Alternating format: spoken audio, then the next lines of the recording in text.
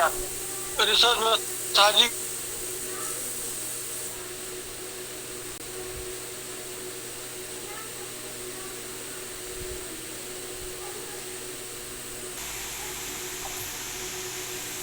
से स्वागत स्वागत एवं अभिनंदन करता हूं और संचालक डॉक्टर प्रवीण कुमार सिंह जी से अनुरोध करता हूं कि वे आगे की कार्यवाही प्रारंभ करें।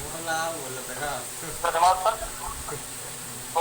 में आज वैसे भी विलम्ब हो गया है, जैसे कि प्रारंभ में टॉपिक आप लोगों को शेयर कर दिया है। सारे विद्यार्थियों की तरफ से, विभाग की तरफ से और आयोजन समिति की तरफ से एक बार पुनः अपने आदरणीय प्रोफेसर पुनः हार्दिक अभिनंदन समाप्त करते हुए करके इस विशेष व्याख्यान के लिए आदरणीय धन्यवाद प्रवीण जी और हमारे मित्र प्रोफेसर मनोज कुमार सिंह जी को भी बहुत बहुत धन्यवाद शुभकामनाओं के लिए और औपचारिक ताकत देने के लिए। रिसर्च मेथोडोलॉजी या शोध विधि पर इस सप्त दिवसीय कार्यशाला का आयोजन विश्वविद्यालय के रक्षा एवं स्नातक विषय के शोध एवं विधि छात्रों के लिए इस आशय से किया गया है इस शोध कार्य से संबंधित सभी पहलुओं की समग्र और सम्यक जानकारी उन्हें प्रदान किया जाए, जिससे कि वे अपने विषय में गुणवत्तापूर्ण और स्तरीय शोध कार्य कर सकें। इसी क्रम में मैं शोध से संबंधित एक महत्वपूर्ण पहलू रिसर्च एथिक्स पर आपसे अपने विचार साझा करने पर अपना ध्यान केंद्रित किया है या ध्यान केंद्रित करूंगा। आप सभी जानते हैं कि हमारे देश में शोध की दशा अत्यंत शोचनीय है। बढ़ते स्तर की सच्चाई से हम सभी तो परिचित हैं। मौलिक और गुणवत्तापूर्ण शोध का सर्वथा अभाव है। लगभग सभी संस्थाओं में शोध के नाम पे कमोवेश खिलवाड़ हो रहा है। अधिकांश का उद्देश्य फंड रेजिंग, फंड प्राप्त करना या उसका समायोजन करना, प्रमोशन पाना या डिग्री बटोरना मात्र रह गया। शोध में कट पेस्ट, साहित्यिक चोरी इत्यादि आम बातें प्रचलन में है। इसका नतीजा यह है कि वर्ल्ड रैंकिंग में भारत की बहुत ही खराब स्थिति है। साहित्यिक चोरी को रोकने, शोध की गुणवत्ता को बढ़ाने, जवाबदेही तय करने, शोध में पारदर्शिता लाने इत्यादि के लिए राज्य सरकारों द्वारा, केंद्र सरकार द्वारा और यूजीसी के द्वारा नियम पर नियम बनाने और उनको कठोरता से लागू करने का प्रयास किया जा रहा है। साहित्यिक चोरी या प्लेजरिज्म से संबंधित कठोर नियम बने हुए हैं, बनाए जा रहे हैं। संगीन शोधार्थी का शोध पंजीकरण निरस्त हो सकता है। उपाधि प्राप्त कर लेने की दशा में उसकी शोध उपाधि वापस ली जा सकती है। सुपरवाइजर्स के लिए भी दंडात्मक व्यवस्था की गई है। उन्हें सुपरवाइज करने के अयोग्य कुछ वर्षों के लिए घोषित किया जा सकता है या ठहराया जा सकता है। उनकी वार्षिक वेतन वृद्धि को रोका जा सकता है और अत्यधिक संगीन मामलों में, गंभीर मामलों में उनकी सेवा भी समाप्त की जा सकती है। यूजीसी शोध की दशा को सुधारने के लिए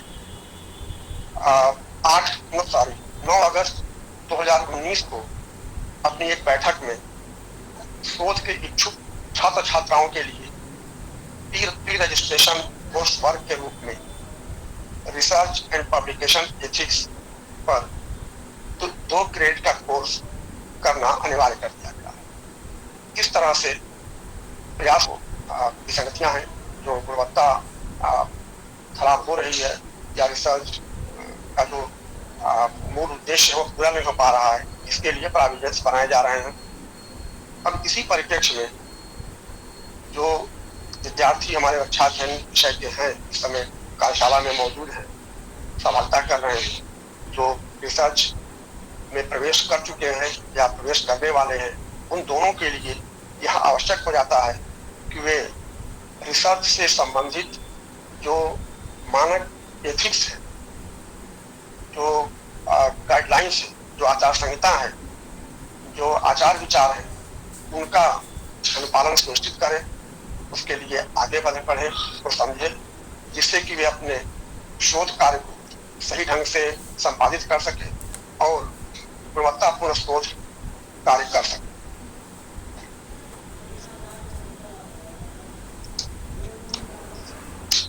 एक चीज और आप लोगों को बताना चाहूंगा कि शोध की मूलतः दो कैटेगरी होती है, पहला अप्लाइड रिसर्च और दूसरा फंडामेंटल रिसर्च।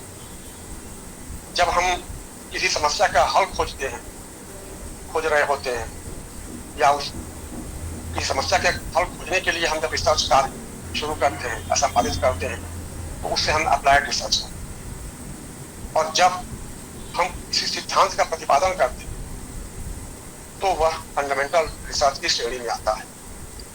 जो हम सभी लोग हैं सोशल साइंसेज में विशेष रूप से, वे अप्लाइड रिसर्च ही करते हैं।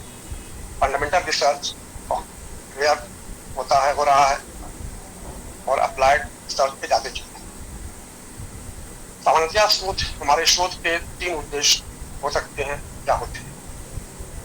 पहला उद्देश्य है शोध का, वह है डिग्री प्राप्त करना। आप जानते हैं कि आप जितने भी पार्टिसिपेंट्स इस कार्यशाला में भागीदारी कर रहे हैं, सहभागी हो रहे हैं, सहभागिता कर रहे हैं, आप सभी का एक मूल उद्देश्य है कि एलिजिबिलिटी प्राप्त करना, यानी कि हम डिग्री प्राप्त करने के लिए रिसर्च को उन्मुख होते हैं, रिसर्च करते हैं। हमको डिग्री मिल जाए, हमारी एलिजिबिलिटी हो जाए और हम किसी संस्था में या उच्च शिक्षा में या यूनिवर्सिटी में या कॉलेज में सेवा मिल जाए, नौकरी मिल जाए। तो जब हम डिग्री प्राप्त करने के लिए रिसर्च की ओर उन्मुख होते हैं, रिसर्च करते हैं, तो उस समय जो रिसर्च प्रॉब्लम्स है, सोच समस्या, हम किस पे रिसर्च करते हैं, तो समस्या क्या है, तो सोच समस्या को खोजना पड़ता है। हम गाइड से पूछते हैं, सर कोई समस्या बताइए, कोई टॉपिक दीजिए हमको, इसमें हम रिसर्च कर सकें। मतलब उसको समस्या की पता नहीं है, उसको रिसर्च गैप का पता नहीं है, उसको क्या वास्तव में रिसर्च होना चाहिए, कहाँ कमी है, क्या ज्ञात है, उसके बारे में उसको जानकारी नहीं है, वह समस्या मांगता है, खोजता है। तो एक तो यह स्थिति है कि डिग्री प्राप्त करने के लिए हम रिसर्च करें। दूसरा है अपने प्रोफेशन के लिए या डेवलपमेंट कार्य के लिए या प्रोफेशनल डेवलपमेंट के लिए, जो कार्मिक होते हैं, बहुत सारे लोग जो एम्प्लॉयड हैं या किसी मल्टीनेशनल में हैं, उनको अपने प्रोडक्ट को लॉन्च करना है, क्वालिटी को सुधारना है, तो उनको एक टास्क दे दिया जाता है कि आप ये काम करना है। तो उनको समस्या दी जाती है, उनके अंदर कोई मतलब इनर सर्च नहीं है, अपने अंदर कोई जिज्ञासा नहीं कि हाँ हम इस काम को, हम इस समस्या का हल ढूंढे या इस समस्या का हम निदान ढूंढे। उनको समस्या कंपनी द्वारा या संस्था द्वारा दी जाती है, इस चीज को आपको आगे बढ़ाना है, आप ये फंडिंग है, ये प्रोविजंस है, आप इसको आगे बढ़ाइए आप तक। तो उसके लिए समस्या आपको दी जाती है। अर्थात पहली स्थिति है डिग्री प्राप्त करने की, इसमें भी समस्या आपको खोजनी पड़ती है। और दूसरी जो स्थिति है उसमें आपको समस्या दी जाती है, ये समस्या है, ये इस काम को आगे बढ़ाइए, रिसर्च।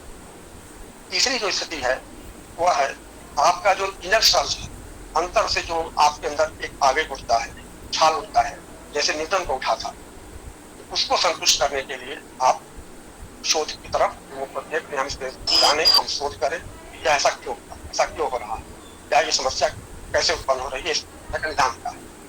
अर्थात उस स्थिति में समस्या कहाँ पे है ये आपको पता नहीं, वहां आप अध्ययन करते हैं, तो उसके बाद आपको पता चलती है कि समस्या क्या है और उसका निदान आप ढूंढते हैं। अब हम मूल विषय पे आते हैं कि रिसर्च एथिक्स क्या है। जब हम संस्थाबद्ध होकर कोई कार्य करते हैं, जैसे हम शोध कार्य करते हैं या कोई रिसर्च स्कॉलर या कोई रिसर्चर शोध कार्य करता है किसी संस्था से, यूनिवर्सिटी से के लिए या डेवलपमेंट के लिए, तो उसके लिए आवश्यक हो जाता है कि वह स्थापित नैतिक मानकों, मूल्यों, परंपराओं, दिशा निर्देशों, आचार संहिता का या जो संस्था की जो नीतियां हैं उसके अनुरूप कार्य अपने रिसर्च को आगे बढ़ाए। अर्थात मेरे कहने का तात्पर्य यह है कि रिसर्च एथिक्स का तात्पर्य उन आचार विचारों से है, उन नीति संहिताओं से है, उन नीति निर्देशों से है जिनके आलोक में हम रिसर्च कार्य को करने के लिए आते हैं या प्रेरित हैं या हमको करना चाहिए, जिससे कि हम रिसर्च की गुणवत्ता को सुनिश्चित कर सकें, रिसर्च के साथ हम शोध के साथ न्याय कर सकें। तो रिसर्च कार्य के लिए उन नीति निर्देशों का पालन करना अनिवार्य हो जाता है। इस परिप्रेक्ष्य में शोध कार्य के संबंध में रिसर्च एथिक्स का ज्ञान होना जरूरी है। रिसर्च एथिक्स जरूरी क्यों है, इसके बारे में 3-4 पॉइंट्स दिए जाते हैं। पहला जो पॉइंट है, it is reflection of respect for those who take part in research. अर्थात रिसर्च एथिक्स का जो पालन है या रिसर्च एथिक्स जो है वह इसलिए जरूरी है कि यह शोध में भाग लेने वालों के प्रति सम्मान का यह एक रिफ्लेक्शन। दूसरा, it ensures no unreasonable, unsafe और thoughtless demands are made by researcher. यह सुनिश्चित करता है रिसर्च एथिक्स कि शोधकर्ता द्वारा कोई तर्कसंगत, असुरक्षित या विचारहीन मांगे या डिमांड्स नहीं की जा रही है। तीसरा है, it ensures sufficient knowledge is shared by all concern. यह सुनिश्चित करता है कि सभी संबंधित द्वारा यथेष्ट या उपयुक्त ज्ञान शेयर किया गया है। चौथा है, it imposes a common standard in all the above aspects. उपयुक्त सभी के संदर्भ में यह सामान्य मानक आरोपित करता है या थोपता है या लागू करता है। इस तरह से रिसर्च एथिक्स इन बातों के लिए जवाबदेह है या जिम्मेदार है या इन बातों के लिए हमको प्रेरित करता है या हमको दिशा निर्देश कर देता है। आप सभी को शायद पता हो कि एथिक्स शब्द जिसकी हम चर्चा कर रहे हैं उसकी व्युत्पत्ति लैटिन वर्ड थॉस से हुई है, जिसका अर्थ है ड्यूटी या चरित्र, आदत, रीति रिवाज इत्यादि। इस प्रकार एथिक्स सही और गलत का नैतिक सिद्धांत कि हमको क्या करना है और क्या नहीं करना, क्या करणीय है या क्या अकरणीय है। लेकिन यह सिद्धांत पूर्ण या अपरिवर्तनशील नहीं है। व्यक्ति, समय और स्थान के साथ यह परिवर्तित हो सकता है, लेकिन परिवर्तन संभव है। ध्यान रखिए, मैं एथिक्स की बात कर रहा हूं, न कि रिसर्च एथिक्स। यह एक दूसरे के जो एथिक्स है वह एक दूसरे के प्रतिस्पर्धी भी हो सकता है। एथिक्स पर व्यक्ति असहमत भी हो सकते हैं, क्योंकि यह एथिक्स जो है हर व्यक्ति के उसके वैल्यू सिस्टम पर आधारित होता है। और जो हमारे लिए कोई वैल्यू हो सकता है उसके लिए हो सकता है, आपके लिए उससे कुछ इतर वैल्यू हो सकता है। वैल्यूज में अंतर हो सकता है। वैल्यूज, बहुत सारे वैल्यूज हैं, वो अस्थायी नहीं होते हैं, वो परिवर्तनशील होते हैं समय, स्थान और व्यक्ति के पर। हम यहाँ बात कर रहे हैं रिसर्च एथिक्स की बात। रिसर्च एथिक्स तो आप समझ रहे हैं, जो रिसर्च एथिक्स की बात कर रहे हैं, रिसर्च एथिक्स वही जो नीति सिद्धांत है उनको रिसर्च के बारे में उनको स्थापित किया गया है, उनको लागू किया गया है या उनको दिया गया है, इसका अनुपालन आपके लिए आवश्यक है। इस तरह से यहाँ पे जो भी बात लागू नहीं होती है कि हम परिवर्तनशील हैं या हम मानेंगे या वो नहीं मानेंगे, या उनके लिए या भारत में वो मान्य है और अमेरिका में नहीं मान्य है, ऐसा नहीं है। जो रिसर्च एथिक्स है वह एक स्टैंडर्डाइज्ड फॉर्म में है और उनको हर रिसर्च करने वाले को उसका अनुपालन किया जाना उसके लिए जरूरी है। तो रिसर्च एथिक्स से तात्पर्य उस आचार विचार या आचार नीति से है जिसका अनुपालन शोध की गुणवत्ता की दृष्टि से आवश्यक होता है। यह आचार नीति उन सार्वभौमिक सिद्धांतों जो हर समाज के लिए प्रियकर होते हैं के प्रकाश में प्रकट होती है या लागू होती है या इनका आलोचन किया गया है। शोधकर्ता की यह जिम्मेदारी होती है कि वह उन लोगों के प्रति ईमानदार और सम्मान रखने वाला जो उसके शोध अध्ययन से प्रभावित हो सकते हैं। एथिक्स क्या है या आचार विचार क्या है या कोड ऑफ कंडक्ट क्या है। आप यूनिवर्सिटी में पढ़ते हैं, विश्वविद्यालय में पढ़ते हैं, विभाग में आते हैं, तो आपका कोड ऑफ कंडक्ट कुछ होना चाहिए, कुछ होता है। आप ये काम करेंगे, ये नहीं करेंगे। आप अगर वो कोड ऑफ कंडक्ट का पालन नहीं करते हैं, आप टीचर हो या छात्र, तो उसके खिलाफ सकारात्मक कार्रवाई होती है। डॉक्टर ऑफिस बना हुआ है यूनिवर्सिटी में छात्रों के लिए।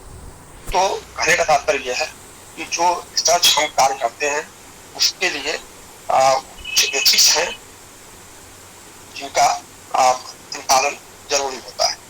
और यह जिम्मेदारी है रिसर्चर की। जो रिसर्च कर रहा है वो, तो हम यूनिवर्सिटी में नौकरी कर रहे हैं या आप छात्र हैं, तो आप अपने उन्नयन के लिए, अपने ज्ञान प्राप्ति के लिए जो भी प्रयास कर सकते हैं करते हैं आप। लेकिन अगर आपकी वजह से आपके अध्ययन को किसी और को अगर परेशानी हो रही है, डिस्टर्बेंस हो रहा है, तो वह यह चीज ठीक नहीं। ठीक उसी तरह से अगर आप रिसर्च कर रहे हैं, तो आप रिसर्च कर रहे हैं तो रिसर्च आपका कोई व्यक्तिगत मसला नहीं है।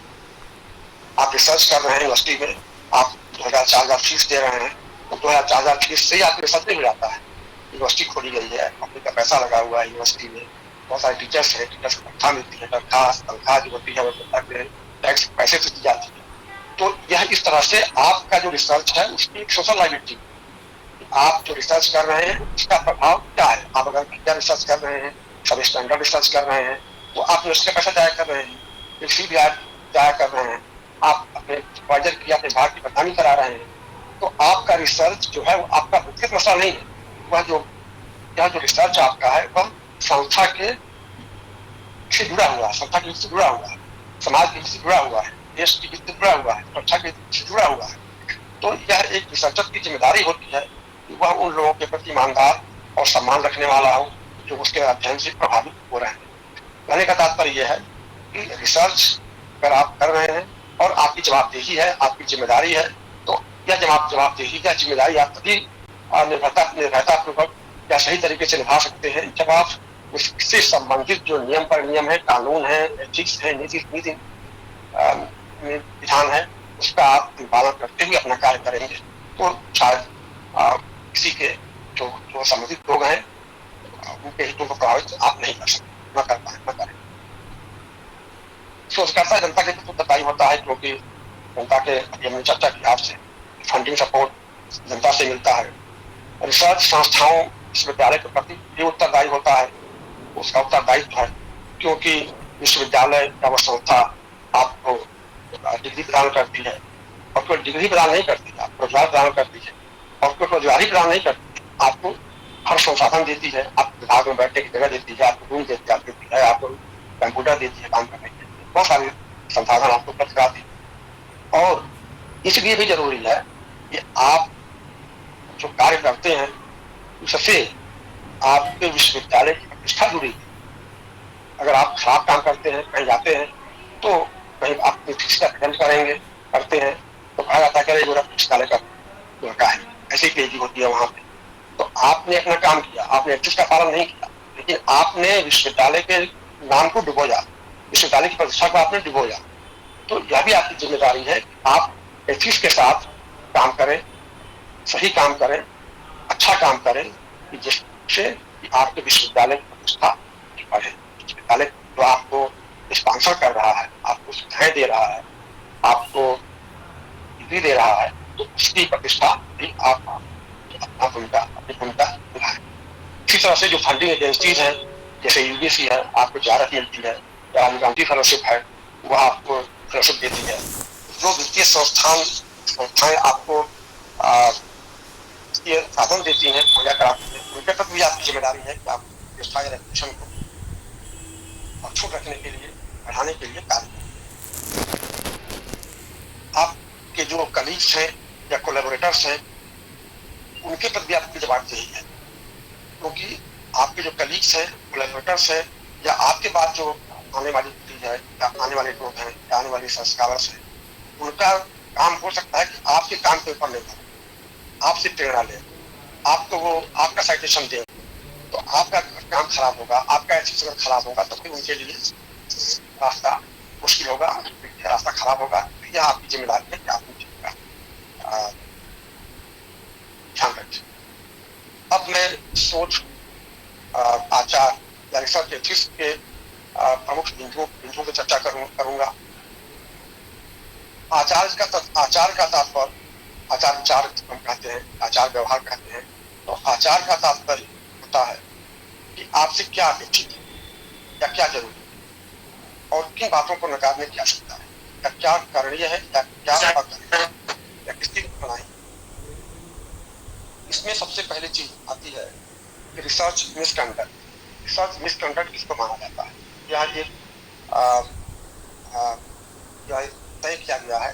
रिसर्च मिसकंडक्ट क्या है, या शोध दुराचार क्या है, दुराचरण क्या है, किन बातों को शोध में नहीं करना चाहिए, मनाही है, या क्या वो लीगल नहीं है, या वैधानिक नहीं है, या उसको अपराध की श्रेणी दिया जाता है।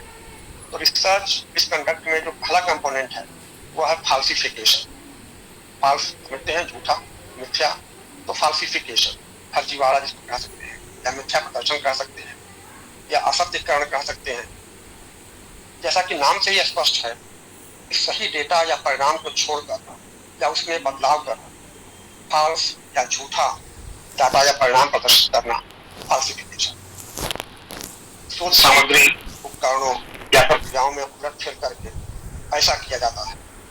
ऐसा करने का उद्देश्य यह भी हो सकता है कि जो डाटा या परिणाम हमें वास्तव में प्राप्त हो रहा है वो हमारी परिकल्पना से मेल नहीं खाता।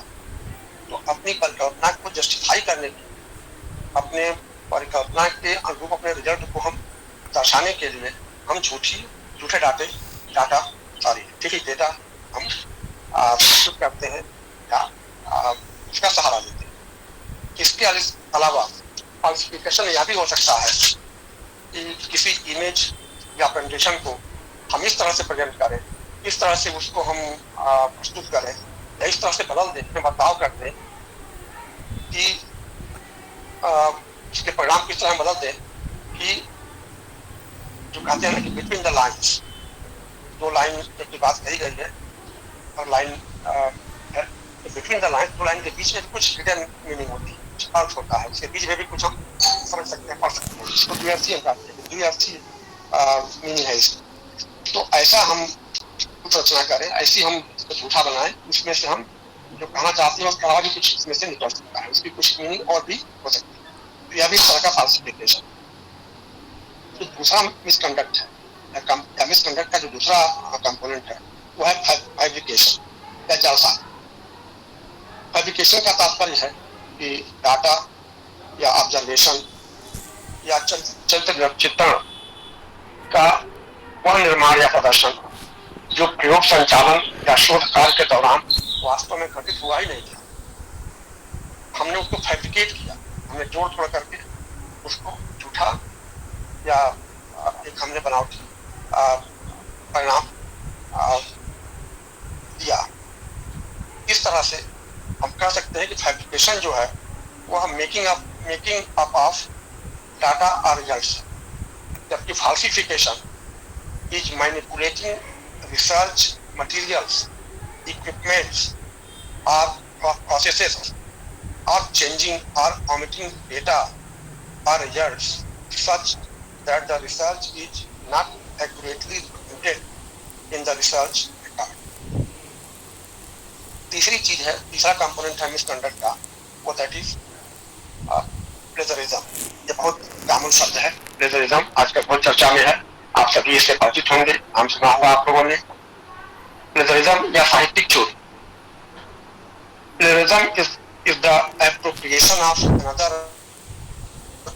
person's ideas, processes, results or words without giving appropriate credit।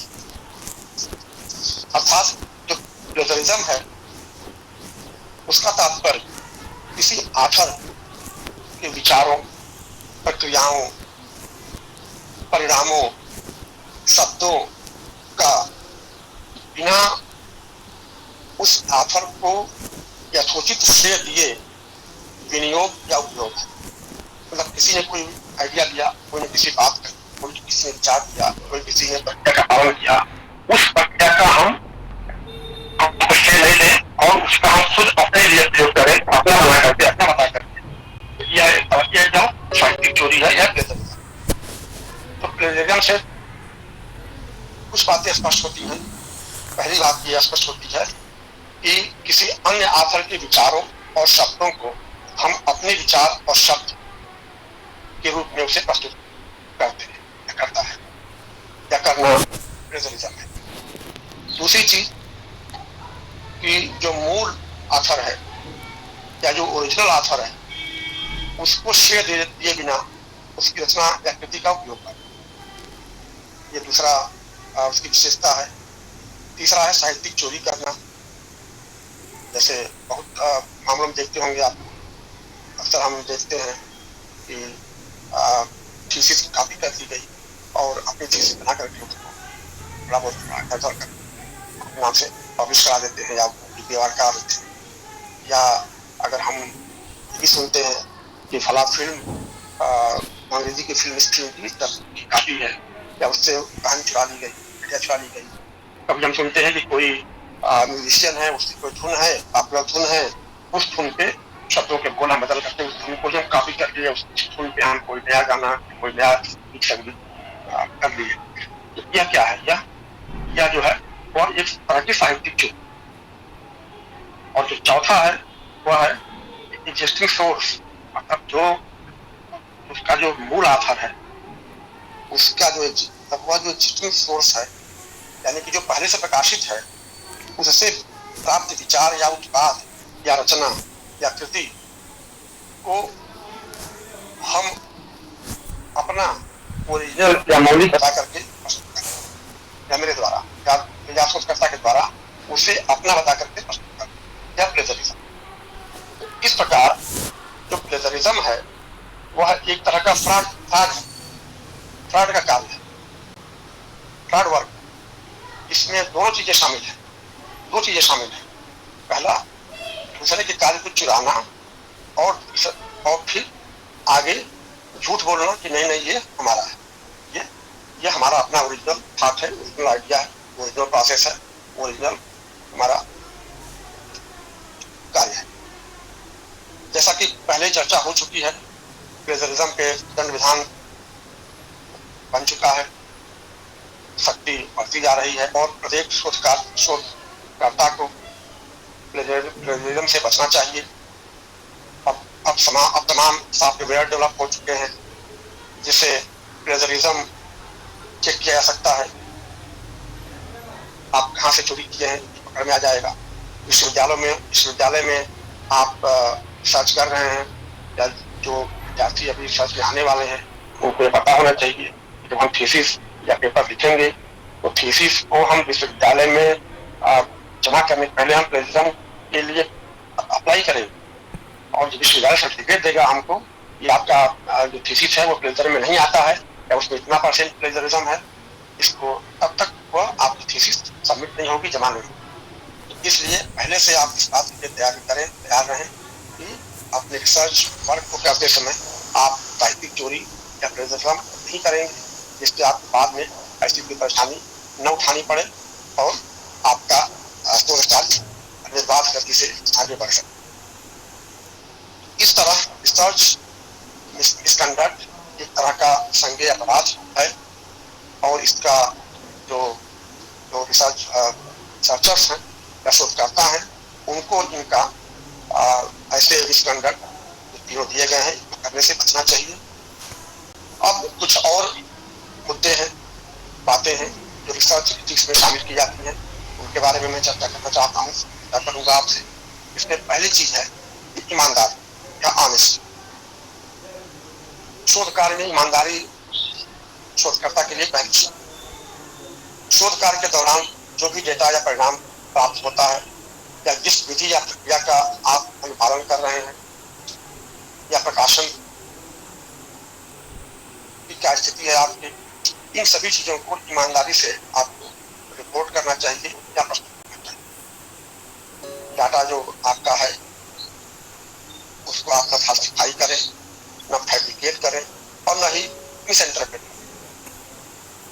अपने सहयोगियों, शोध प्रायोजकों, विश्वविद्यालय, जनता, अपने सुपरवाइजर, अपने विभाग, अपने साथियों, किसी को भी धोखे में न रखें। अर्थात जो आपका कार्य है, आपका जो शोध कार्य है, वह उसमें ट्रांसपेरेंसी हो, आप ईमानदारी परिलक्षित हो, आप ईमानदारी से कार्य करें। और आप जानते हैं कि ईमानदारी से क्या महत्व है। दुनिया में जो अनैतिक लोग भी है, चोर भी है, वह भी यह चाहता है कि चोरी से प्राप्त माल का बंटवारा ईमानदारी से। तो ईमानदारी क्यों दिए गई? तो आप रिसर्च में प्रवेश लिए हैं या लेने जा रहे हैं, तो आपको अपने कार्य के प्रति, अपने प्रोफाइल के प्रति, के प्रति, अपने रिसर्च वर्क के प्रति ईमानदारी का भाव रखना चाहिए। तभी आप निष्कंटक अपना रिसर्च पूरा कर पाएंगे। दूसरा है इंटीग्रिटी। इंटीग्रिटी या अखंडता, सत्यनिष्ठा। जो रिसर्चर है उसके अंदर इंटीग्रिटी का गुण होना चाहिए। इंटीग्रिटी बहुत जरूरी है। अगर आपकी इंटीग्रिटी नहीं है तो आपकी बात का कोई मतलब नहीं है, आप जो कह रहे हैं उसका कोई मतलब नहीं है। इंटीग्रिटी क्या है कि जो आप वादे कर रहे हैं, किए हुए हैं, या आप जो शपथ ग्रहण करते हैं, एफिडेविट जमा करते हैं रिसर्च के समय कि हम 2 साल 3 साल जो भी टाइमिंग है याद नहीं आ रहा है, कि आप और कोई कार्य नहीं करेंगे, अपना सारा समय और ऊर्जा रिसर्च कार्य के लिए देंगे, आप नियमित रूप से विश्वविद्यालय में उपस्थित रहेंगे, इत्यादि इत्यादि। क्या जो वादे हैं, ये सब समझौते हैं, इनका आप ईमानदारी से पालन, आप इंटीग्रिटी उसे कहते हैं जिसे दशरथ जी ने कहा प्राण जाए पर वचन जाए। यह इंटीग्रिटी है। राम को वनवास किया गया, उसको हम वन गए, लाख दुख सहे, ईमानदारी से गए वो, और ईमानदारी से जंगल में रहे, जंगल में जो विधि विधान है वनवास का उसका पालन किया, कहीं गांव में नहीं गए, फलाहार के अलावा कुछ नहीं ग्रहण किए। तो यह व्यक्ति की इंटीग्रिटी है। वह जो सत्यनिष्ठा है, वह जो कहता है, सत्य आग्रह जो है उसका, यह इंटीग्रिटी है। तो आप के जो विचार है वह आपके कार्यों में भी परिलक्षित है, ऐसा प्रयास करना चाहिए। जो आप कहते हैं, जो आपने वादा किया है, जो आपने सबमिशन दिया है, वह उसका पालन निश्चित करना आपकी इंटीग्रिटी खारिज करता है। और रिसर्च कार्य में इंटीग्रिटी का जो कंपोनेंट है, क्योंकि जो एक्सपेक्टेशन है आपसे, वह निहायत जरूरी है। और कहने का तात्पर्य है कि आप निष्कपटता से कार्य करना चाहिए। तो आपके भीतर कोई कपट न हो, आप खुद को इंटीग्रिटी आपके अंदर हो ही, और दूसरे के प्रति भी आप निष्कपट भाव से अपने कार्य करें, किसी के साथ दुराग्रह न रखें। तीसरी चीज है निष्पक्षता, इम्पार्शियलिटी रिसर्च एथिक्स का एक और पहलू है। इम्पार्शियलिटी का मतलब है कि हम किसी के साथ भेदभाव, हम पूर्वाग्रह से बचें। व्यक्ति जो है वह पूर्वाग्रही होता है, तमाम तरह के पूर्वाग्रह हो सकते हैं उसको, जाति के आधार पर, धर्म के आधार पर, भाषा के आधार पर, दिन के आधार पर, क्षेत्र के आधार पर, अपने ज्ञान का अहंकार हो सकता है उसको, बहुत सारी चीजें उसके अंदर पूर्वाग्रह हो सकता है। तो इन पूर्वाग्रहों से बचना, तभी वो निष्पक्ष रूप से कार्य कर पाए। निष्पक्षता का मतलब यह है मतलब जैसे विज्ञान है वह निरपेक्ष। अब हम उसका उपयोग विनाश के लिए कर रहे हैं या विकास के लिए कर रहे हैं, यह हमारे ऊपर है। जो वैक्सीन है वह देश की है, देश की सुरक्षा के लिए है। अब वो भारत की वैक्सीन है, देश की वैक्सीन है, यह हमारे पूर्वाग्रह है। वैक्सीन तो वैक्सीन है, सुरक्षा उसकी जो अभिजात किया गया है, उसको जो उसका जो आविष्कार किया गया है, कुछ की गई है, वह जो अच्छा की गई है, वह उस जाति धर्म भाषा से नहीं है, पार्टी से नहीं है। तो पूर्वाग्रह से बचना चाहिए। इम्पार्शियलिटी जरूरी है। इम्पार्शियलिटी आप कहाँ संभावना है करने की, आप कहाँ आप इम्पार्शियलिटी कर सकते हैं, आप करना चाहिए। अगर कहाँ आपका आ जा सकता है, जैसे एक डिजाइन है, आप जो रिसर्च कर रहे हैं, वैज्ञानिक करते हैं, ज्ञानी में आपका पूर्वाग्रह परिलक्षित हो सकता है। उसमें आपका जो पूर्वाग्रह है, आपका जो व्यक्तित्व है, आपकी जो सोच है, आपकी जो मनोदशा है, आपके जो पूर्वाग्रह है, उसको हो सकता है डाटा एनालिसिस में हो सकता है। हम कहते हैं, हम मान लें अगर कि किसी बात को, आतंकवाद को लेकर जम्मू कश्मीर में जो आतंकवाद है वह मुस्लिम है उनके कारण हो सकता है बात सही, लेकिन अगर हम पहले से मान लेंगे कि जो मुस्लिम आतंकवाद को बढ़ावा देने मुस्लिम धर्म का या मुस्लिम कान का ज्यादा योगदान है, तो यह एक तरह का पूर्वाग्रह होता है। फिर हम उसी आलोक में अपने काम को अंजाम दें, वैसी रिया नहीं करेंगे, वैसी अपने एनालिसिस को हम करेंगे, जस्टिफाई करने का प्रयास करें।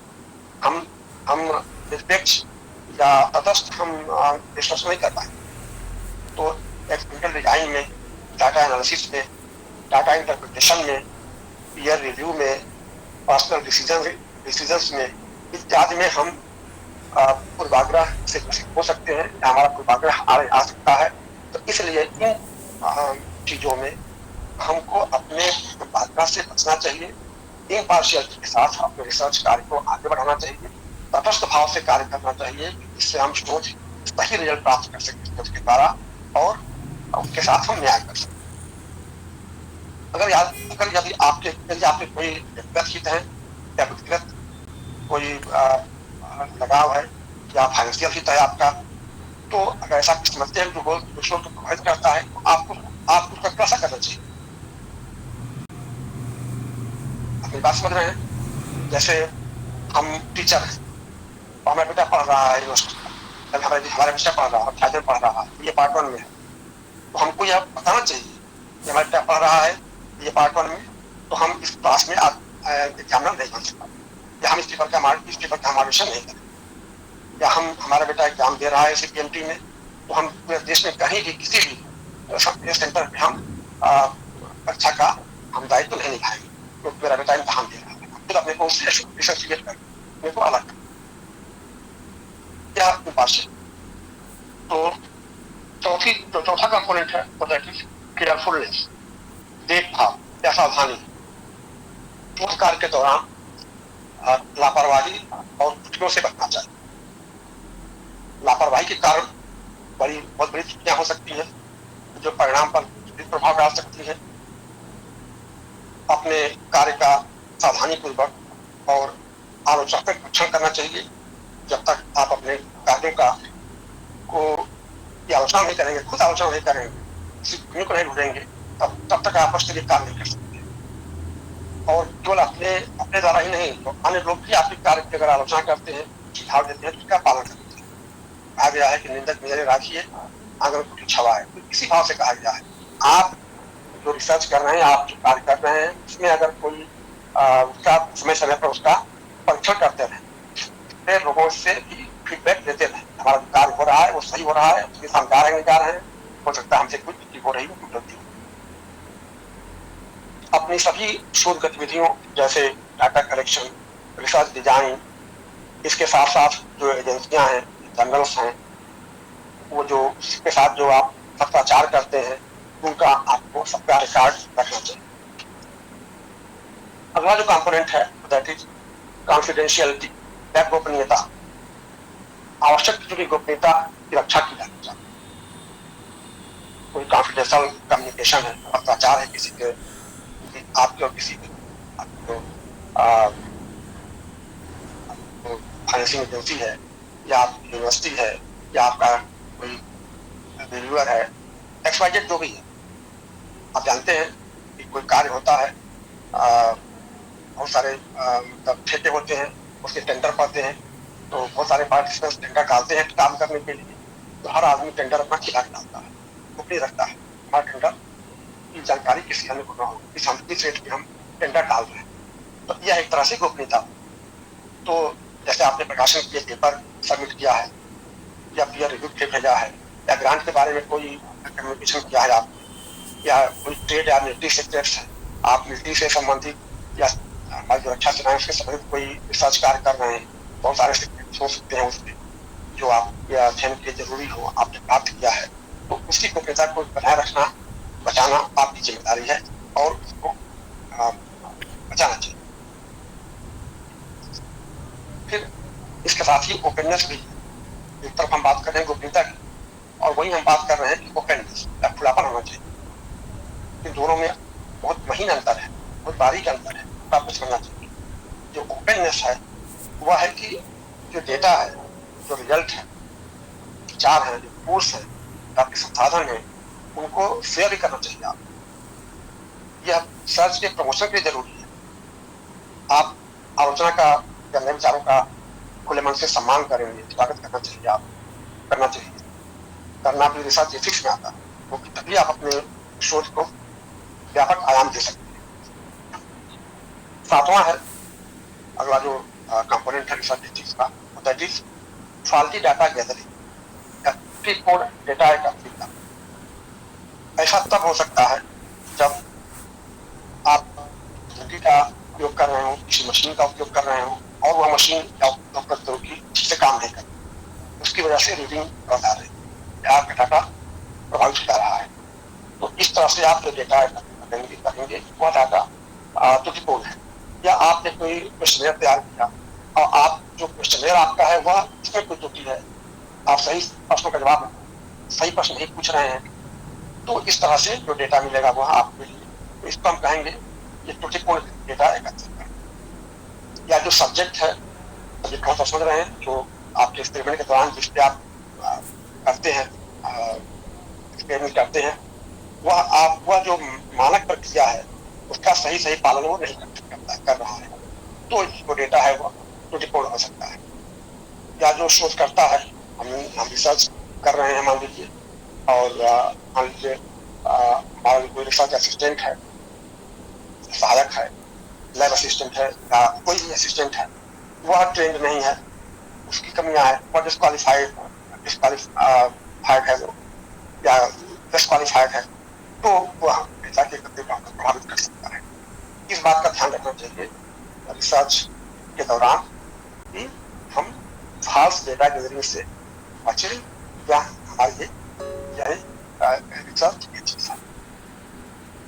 अगला जो पॉइंट है वो दैट इज डेटा स्टोरेज या रिटेंशन।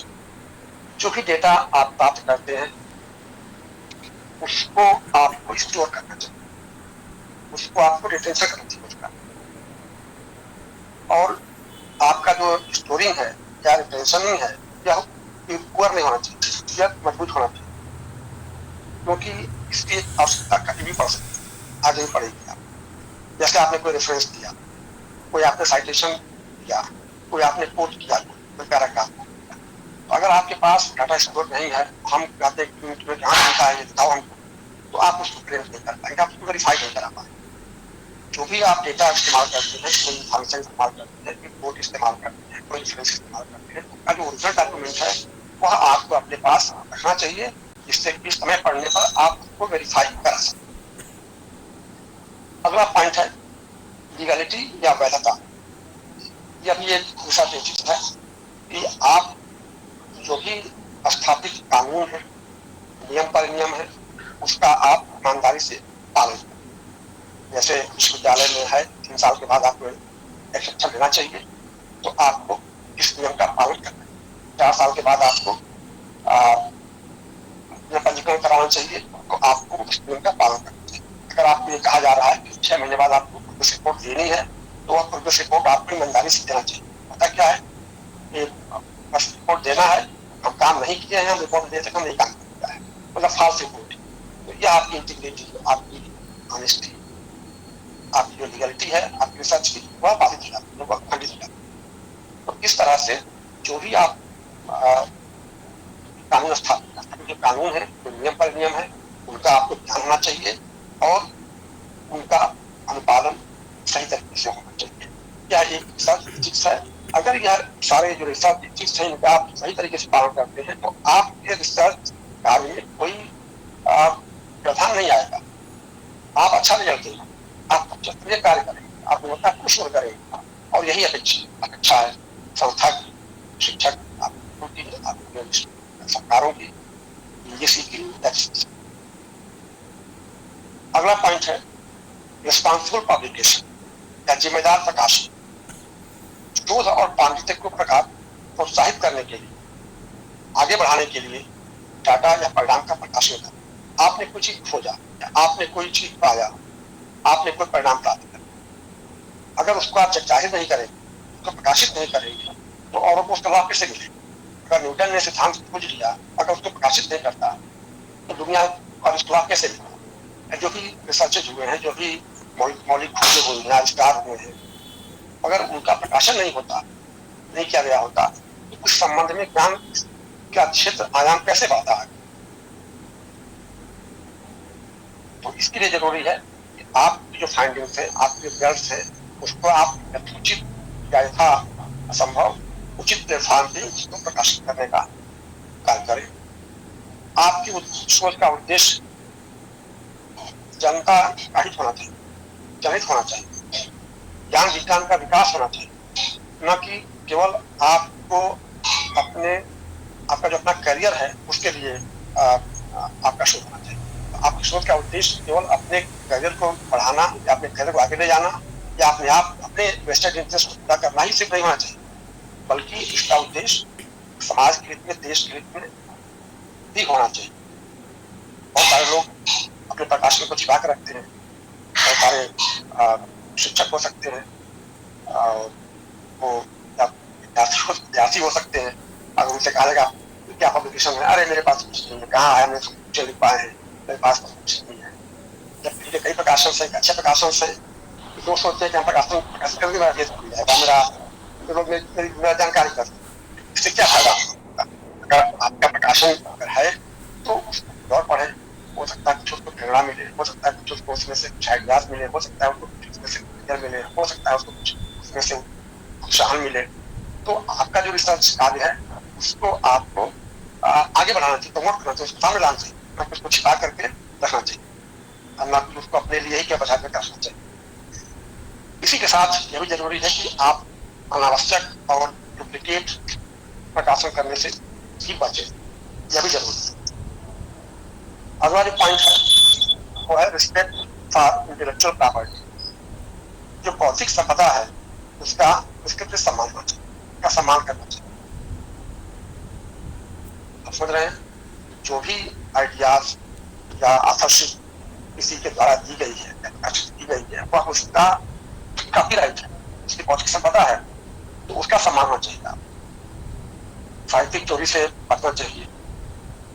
जो जो मूल आथर है, जो मौलिक चिंतक है, मौलिक लेखक है, उसकी सहमति के बगैर उसके डाटा का प्रयोग नहीं करना चाहिए। अगर उपयोग करते हैं तो उसका संदर्भ आपको देना चाहिए। जो पेटेंट है, पेटेंट का सम्मान करें, कॉपीराइट का सम्मान करें। कॉपीराइट क्या होता है? कॉपीराइट का तात्पर्य होता है कि आथर, जो मूल आथर है, उसका यह विशेषाधिकार है कि वह अपने आथरशिप या जो उसकी रचना है, उसकी जो कृति है, उसका जो कार्य है, उसका जो प्रकाशन है, वह उसको चाहे तो रिप्रोड्यूस कर सकता है, चाहे तो उसको इस्तेमाल कर सकता है, चाहे तो उसको प्रकाशित कर सकता है, या चाहे तो उसको बेच भी सकता है, उसको सेल कर सकता है, या उसका कॉपीराइट बोलते हैं। अपने मूल कृति को रिप्रोड्यूस कर सकना, उसको प्रकाशित कर सकना, पुनः प्रकाशित कर सकना, या उसको बेच सकना, यह कॉपीराइट होता है। किसी भी ऑथरशिप के कॉपीराइट का सम्मान करना यह हमारी नैतिक जिम्मेदारी है, यह रिस्पेक्ट फॉर इंटेलेक्चुअल प्रॉपर्टी के अंतर्गत आता है। बिना अनुमति के जो अप्रकाशित डेटा है या विधियां हैं या परिणाम है, उनका प्रयोग नहीं करना चाहिए। अगर किसी ने कोई कार्य किया है, हमको जानकारी है कि वो ये कार्य कर रहा है, इसमें ये आइडिया या है या दे रहा है, देने वाला है, ऐसा ना हो कि उसको वो प्रकाशित करें, उसके पहले हमको प्रकाशित करवा लें या उसका हम उपयोग कर लें अपने, ऐसा नहीं। बिना उसकी अनुमति के ऐसा करना उचित नहीं है, नैतिक नहीं है, रिसर्च एथिक्स में नहीं आता है, ऐसा नहीं करना चाहिए। अगली बात यह है कि जो आपका शोध कार्य है उसमें जो जिनका आपको सहयोग प्राप्त हुआ है, जिनसे आपने मदद किया है किसी भी तरह से, उनको श्रेय देना ना भूलिएगा। आप अभी रिसर्च में प्रवेश किए हैं या करेंगे, जब किसी फैक्ट्री करते हैं हम, तो हम उसके पहले कंटेंट के पहले हम लिखते हैं, एक हमारा टॉपिक होता है एक्नॉलेजमेंट या आभार ज्ञापन। तो उसमें हम आभार ज्ञापन देते हैं कि हाँ फला लोगों ने हमारे चेक करने में भाषा सुधारने में, टाइपिंग में या मार्गदर्शन करने में हमारा सहयोग किया है। हम अपना आभार व्यक्त करते हैं, क्योंकि आप नैतिक जिम्मेदारी है, एक ऐसा एथिक्स है कि आप जिन जिन लोगों से सहयोग लेते हैं, जिन जिन लोगों का आपने मार्गदर्शन लिया है जैसे या और अन्य कोई सुझाव लिया है, सहयोग किया है, उनके प्रति आप अपना आभार ज्ञापन देना न भूलें, उनको श्रेय देना न भूलें, उनके प्रति अपना सम्मान भाव प्रकट करना न भूलें। और जो मेरे ख्याल से जो लास्ट पॉइंट है एथिक्स में, वो दैट इज कॉम्पिटेंस। कॉम्पिटेंस है, योग्यता है, क्षमता है या पात्रता, यह बहुत अत्यंत महत्वपूर्ण कंपोनेंट है रिसर्च एथिक्स का। इसका तात्पर्य यह है कि आपको अपनी कॉम्पिटेंस को बढ़ाने के लिए निरंतर सतत रूप से प्रयास करना चाहिए। ऐसा नहीं कि आपका स्कोरकार्ड पूरा हो गया, चिट्ठी जमा कर दिए, आपकी डिग्री मिल गई, फिर डिग्री को अपने अलमारी में बंद कर दिया, काम खत्म, आपका डिग्री मिल गई आपको, बस आप खाइए पीजिए और नौकरी करिए और मजे लीजिए। ऐसा नहीं। शोध कार्य ऐसा कार्य है जो जीवन भर चलना चाहिए। या एथिक्स है कि आपका दायित्व समाप्त नहीं जाता है, आपका दायित्व बढ़ जाता है। या आपका दायित्व है कि आप जीवन में आगे भी शिक्षा और सीख अर्थात ज्ञानार्जन के द्वारा अपने प्रोफेशनल कॉम्पिटेंस को और अपनी विशेषज्ञता को और बढ़ाए रखें और बढ़ाएं, उसमें सुधार करते रहें। यह आपकी नैतिक जिम्मेदारी है। जो आपने कार्य शुरू किया है, इस दिशा में, जिस क्षेत्र में आपने शोध कार्य शुरू किया, उस दिशा में शोध कार्य और आगे बढ़े और ऊंचाइयों को छूटे और ऊंचाइयों को प्राप्त करें और नए नए क्षितिज का उसमें उद्घाटन खुद भी करें और लोगों को प्रेरित भी करें, टीम बनाएं, उसके पर्चे लिखें, उसके प्रोजेक्ट इस तरह से जो ज्ञान का एक स्तर, ज्ञान का एक लेवल, एक मानक आपने अपने थीसिस में जो स्थापित किया, उस ज्ञान के शिखर को और आगे बढ़ाना यह जरूरी है। यह समाज हित में, देश के हित में है, या अपने विषय के हित में है, अपनी सुरक्षा के हित में है।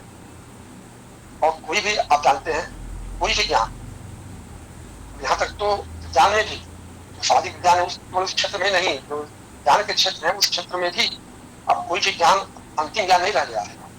आइंस्टाइन की थियरी क्या चैलेंज हो रहे हैं, डार्विन, लेमार्क, न्यूटन, सबकी थियरी चैलेंज हो रहे हैं, नए नए ज्ञान की क्षेत्र जा रहे हैं, नए नए सिद्धांत आ रहे हैं। तो जब तक आगे रिसर्च नहीं होगा तो आपका ज्ञान वहीं पे कुंद हो जाएगा, वहीं पर बैठ जाएगा, उसका विकास बहुत हो जाएगा। तो यह आपकी जिम्मेदारी है, जिस कार्य को आपने शुरू किया है उसको जीवन पर्यंत, जब तक आपके भीतर क्षमता है तब तक आप उसको आगे बढ़ाने के लिए आप प्रयास करें, आप लोगों को प्रोत्साहित करें। तो इस प्रकार हम देखते हैं कि जो ये रिसर्च एथिक्स जिनकी चर्चा भी की गई, अगर इन सारी चीजों का इन सारे एथिक्स का हम सही तरीके से पालन करते हैं तो कोई स्कॉलर, कोई रिसर्चर का अनुपालन करता है तो उसका शोध कार्य पहली बात तो निष्कर्षक होगा, उसको कभी कोई रचनात्मक कार्रवाई का सामना नहीं करना पड़ेगा, उसका मान सम्मान बढ़ेगा, उसकी वाहवाही होगी, उसके काम का गैस किया जाएगा, निश्चित रूप से उसका कार्य गुणवत्तापूर्ण होगा, जो भी कार्य वह करेगा वह मौलिक होगा और इसका श्रेय उस व्यक्ति को मिलेगा, लोग उससे सीखे। एक बात और कहना चाहता हूं अंतिम में, यदि आप यह सोचते हैं कि मैं तो एक अच्छा आदमी हूं और मुझे शोध में कोई गड़बड़ी नहीं करनी है तो मुझे मैं इसके बारे में क्यों चिंता करूं। रिसर्च एथिक्स तो उनके लिए होना चाहिए जिनके इरादे सही नहीं होते, इत्यादि इत्यादि। अगर ऐसा आप सोचते हैं तो यह सही नहीं है। आप यह समझे कोई भी व्यक्ति पूर्ण नहीं है, कंप्लीट नहीं है, परफेक्ट नहीं है, और जब वह पूर्ण नहीं है, परफेक्ट नहीं है तो वह अपूर्ण होगा, अपूर्ण हो सकता है या इम्परफेक्ट हो सकता है, और अगर वह इम्परफेक्ट है या अपूर्ण है तो वह इम्परफेक्ट या अपूर्ण कार्य कर सकता है। तो कई स्थितियां ऐसी हो सकती हैं कि जब आप चाहते हुए भी त्रुटियों को या गड़बड़ियों को नहीं रोक सकते। और आप जाने अनजाने गलत रास्ते पे या या जो अवैधानिक कार्य है उस पर आप कदम रख सकते हैं।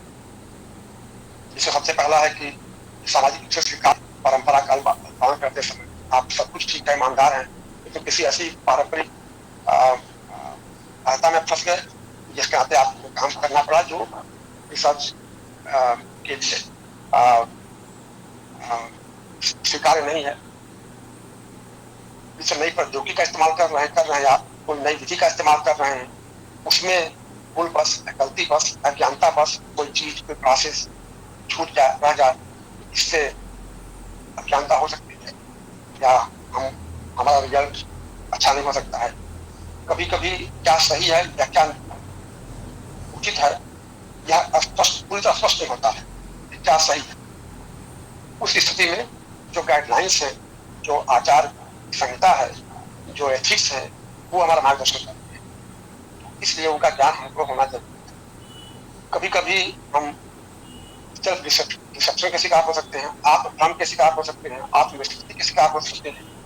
इसलिए भी हमको रिसर्च एथिक्स को जानना चाहिए, रिसर्च एथिक्स के बारे में हमको सजग रहना चाहिए। कभी कभी कई ऐसी परिस्थितियां बनती हैं जिसके द्वारा हम ना चाहते हुए भी जाने अनजाने हम शॉर्टकट को अपना लेते हैं। जैसे आप कोई काम कर रहे हैं और कहा जाए कि पब्लिश आपसे प्रकाशित कर दिया, तुरंत फेंक दीजिए।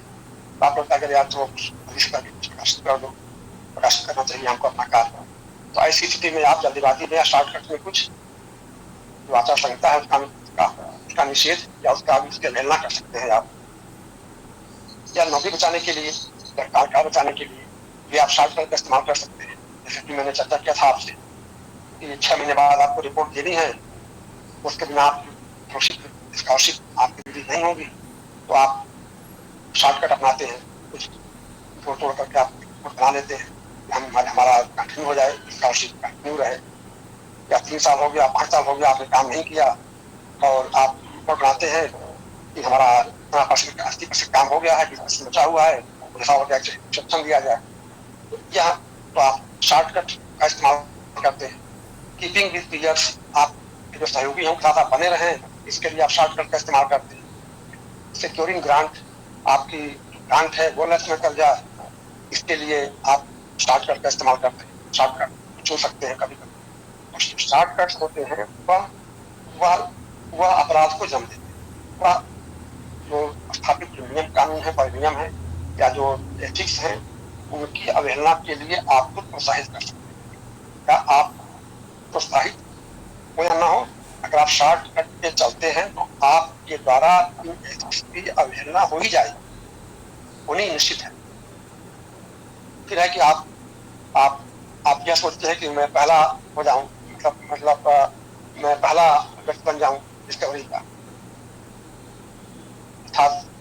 मान लीजिए आप 4 दोस्त काम कर रहे हैं और आपका काम स्लो है और आपके अंदर यह है कि मैं सबसे पहले मेरी चीज जमा हो जाए, और इसके चक्कर में आपने शॉर्टकट को इस्तेमाल कर दिया या अनैतिक चीजों को या जो किसके खिलाफ है उसका इस्तेमाल कर दिया, या फाल्स डाटा देकर के या प्रेजर का इस्तेमाल करके आपने अपने कार्य को अंजाम दे दिया। इस तरह से आप एथिक्स के अवहेलना का शिकार हो सकते हैं। और अंतिम बात जो मैं आपसे कहना चाहता हूँ, समय से हो गया है, 10 मिनट बीत गया है और मैं 10 मिनट से डेढ़ से शुरू किया था, इसलिए 10 मिनट हमारे लिए क्षम्य है। अंतिम बात मैं कहना चाहता हूँ, रिसर्च एथिक्स का अध्ययन आपको किसी स्पूर्ण समस्या का हल नहीं प्रदान करता है। आप यह मत समझे कि हम जो रिसर्च एथिक्स है उसका हम अध्ययन कर लेंगे, उसकी जानकारी प्राप्त कर लेंगे, हमारा रिसर्च काम हमारा जो रिसर्च बराबर हमारी है वो सॉल्व हो जाए, ऐसा नहीं है। बल्कि यह शोध कार्य से संबंधित नैतिक मूल्यों का जो एक मैप है, एक ब्लूप्रिंट है, वह आपको प्रदान करता है। जो रिसर्च एथिक्स है वह आपके जो नैतिक मुद्दे हैं उनका एक ब्लूप्रिंट देता है, आपको प्रस्तुत करता है, आपको प्रदान करता है, जिससे कि अगर भविष्य में कार्य करते समय रिसर्च कार्य के दौरान अगर आपको किसी ऐसे मुद्दे का सामना करना पड़े तो उसको आप आसानी से आइडेंटिफाई कर सके कि नहीं नहीं ये चीज हमारे एथिक्स में नहीं है, इसका हमको इससे हमको बचना चाहिए या इसको हमको इस तरह से डील करना चाहिए। इस तरह से आपका जो रिसर्च शोध कार्य का जो कार्य है वह कम हो सकता है, निष्कंटक हो सकता है और आप शोध कार्य को अंजाम दे सकते हैं। मुझे लगता है कि मैंने अपनी बातों को रख लिया है और मुझे अपने वाणी को ध्यान देना चाहिए। आप लोगों को बहुत धन्यवाद कि आप लोगों ने ध्यान से और धन्यवाद हमारे बातचीत को, हमारे व्याख्यान को आपने सुना। आपसे बहुत बहुत धन्यवाद। धन्यवाद सर, आपके इस गर्भित और ज्ञानवर्धक उद्बोधन के लिए। जो आपने बेसिक बताई रिसर्च के लिए, रिसर्च मेथोडोलॉजी टॉपिक पे आपका जो टॉपिक रहा रिसर्च एथिक्स, ये जो बेसिक प्रारंभिक चीजें हैं रिसर्च करने वाले शोधार्थियों के लिए, यह जानना हर शोधार्थी के लिए महत्वपूर्ण रहा होगा और मुझे लगता है सभी लोग इससे लाभान्वित भी होंगे। अंत में आपने एक ही भी उठाया कि आपके मन में एक विचार किसी को आ सकता है कि जब मैं सब कुछ सही कर रहा हूँ एथिक्स की आवश्यकता क्या है। ये हाइपोथेसिस का एक पार्ट हो सकता है। तो आपने जो बेसिक चीजें, पूर्ण चीजें बताई हम शोधार्थियों को, विभाग के अन्य शोधार्थियों को, हमारे स्नातक के विद्यार्थियों के लिए, मैं इसके लिए आपका हृदय से आभार व्यक्त करता हूँ। बहुत बहुत धन्यवाद। औपचारिक धन्यवाद और आभार ज्ञापन के लिए इस आयोजन समिति के सदस्य, हमारे सहयोगी सहायक आचार्य डॉक्टर विजय कुमार जी को मैं सादर आमंत्रित करता हूँ। आभार ज्ञापन और धन्यवाद के लिए डॉक्टर विजय कुमार जी।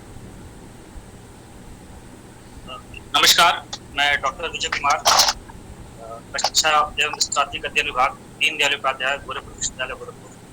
मैं सर का उनके अनुभवपूर्ण, ज्ञानवर्धक व सारगर्भित व्याख्यान के लिए हृदय से धन्यवाद और आभार ज्ञापित करता हूँ।